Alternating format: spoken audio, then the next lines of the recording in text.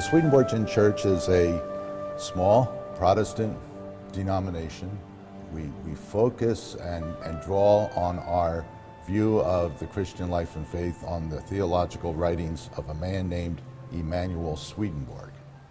And coming out of his voluminous works, we look at life as a process of growth and development. We're here to worship and worship God and to serve our neighbor. The highest form of prayer is an active and useful, loving life focused on people. And so what are wayfarers? Wayfarers are travelers. Okay. This morning you traveled here. You are a wayfarer. I didn't know. So enjoy being a wayfarer, because that's what we are. And so it's a place where the traveler can come. Early on in the history of the peninsula, there wasn't the freeways and so on, so it was almost an all-day drive out here. So the Wayfarers Chapel became a place where the traveler could come. On a more deeper level, we are all travelers on the journey of life. So here was a church specifically focused on a place where the spiritual wayfarer, the seeker, could come to worship, pray, give thanks to God for a beautiful day. And there's always a beautiful day at Wayfarers Chapel. And there is a famous wayfarer that most of us probably know about from our history books, Johnny Appleseed. Johnny Appleseed was an early Swedenborgian missionary. Along with his apple seeds and plantings and saplings, he would distribute Swedenborg's books to the early pioneers in the frontier. Several of our churches in the Midwest trace their roots back to Johnny Appleseed. Oh, that's great. Okay, so talking about this church specifically, there are two women that are significant to the construction of the church. So who is Elizabeth Schellenberg? Elizabeth Schellenberg was a Swedenborgian. She and her family lived here on the peninsula. She was an early postmistress, and it was her dream or idea, her vision of, wouldn't this be a neat place for the wayfarer to come by?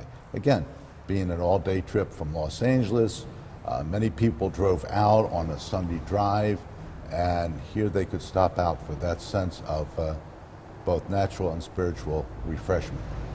And she pressed the denomination to build a memorial to Swedenborg here.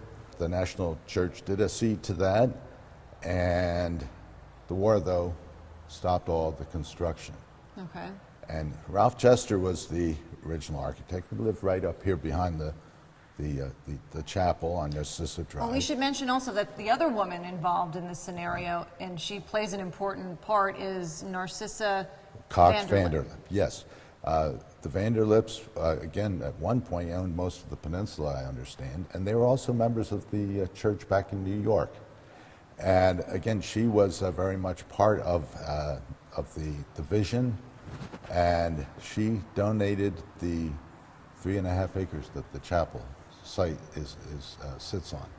And so, as you were saying, they bring Ralph Jester, who is a... Ralph Jester was, I understand, he was a set designer for Cecil B. DeMille's, and he had, and the original vision was a Spanish mission type structure. Again, one of the missions that people could stop by. But he did not really feel that his design really fitted the situation. So he asked his friend, Lloyd Wright. So he said, Lloyd, submit a design. Well, shortly following World War II, Lloyd Wright was driving through the northern redwoods of California, and he stopped at a little restaurant for lunch, and as he was having lunch, he looked up through the skylight, and he saw these majestic redwood trees growing up and then arching overhead like a natural cathedral. And he was so inspired by that he said, if I ever have a commission to build a church, this will be my inspiration. And so, divine intervention. But, yes, well, that's, yep. And so the two got together, and Lloyd Wright submitted the blueprints, and I have the actual original blueprints, and they're dated April 15th, 1947.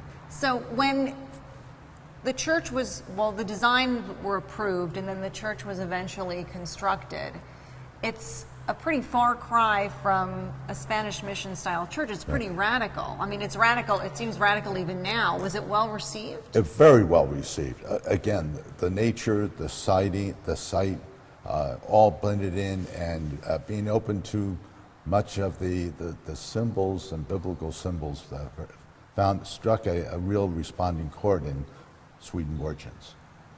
And so you have really come full circle with your experience here at the Wayfarers Chapel. Yeah. I go back.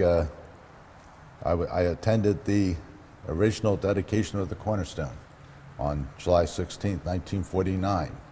I was an 8-year-old kid, and my parents, my father was a minister, Swedenborgian minister, and they made the trip out to the annual meetings, and this was included in it. And my older brother and I were more interested to going swimming in the Pacific than having to go to church. So yeah, I traced my. Matter of fact, the Charles Lawton, the actor, took part in the service. Oh, really? And he read from Scripture. Following the service, well, there was LA Time reporters and so on, and one of the photographers asked for a picture of him, and I was in the background. And he shouted for me to get out of the way. I guess I didn't hear him. So he came up, took his Bible, and hit me over the head with it. No! And realizing what he had done, With reporters all around. all around, he held out his hand to make amends. And All right. I pushed it away and walked away. So my one brush with fame, and I blew it. And that experience didn't turn you off completely. You came back eventually. Eventually, yeah.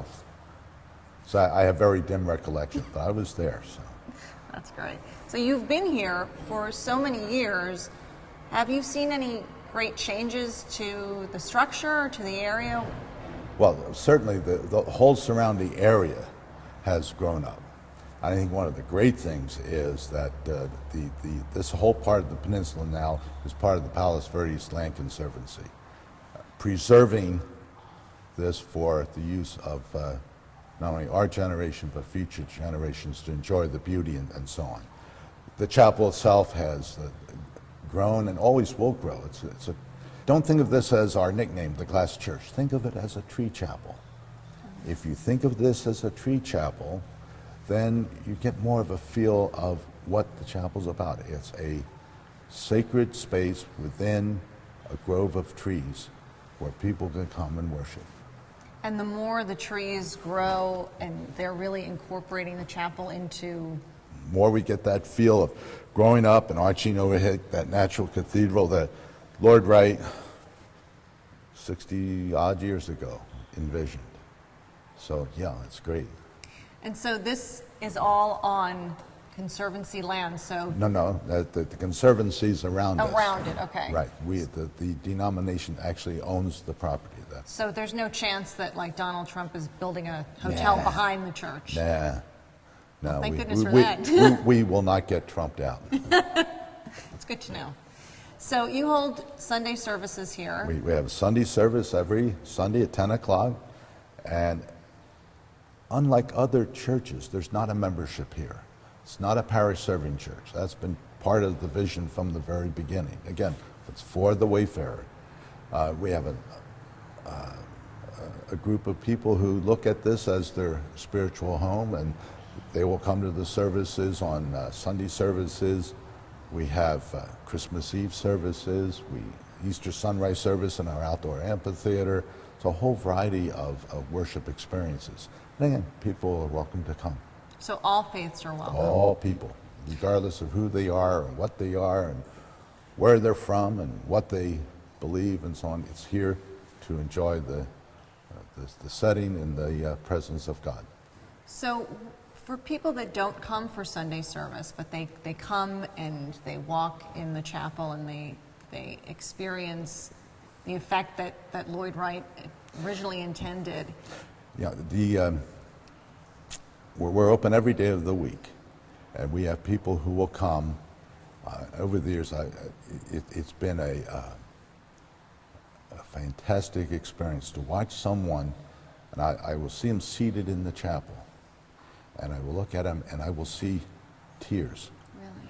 So I know something is happening that is just an unfolding experience, sitting in this presence and having this relationship between themselves and their Creator. It's a wonderful experience. And you know, something wonderful is happening in that transaction going on.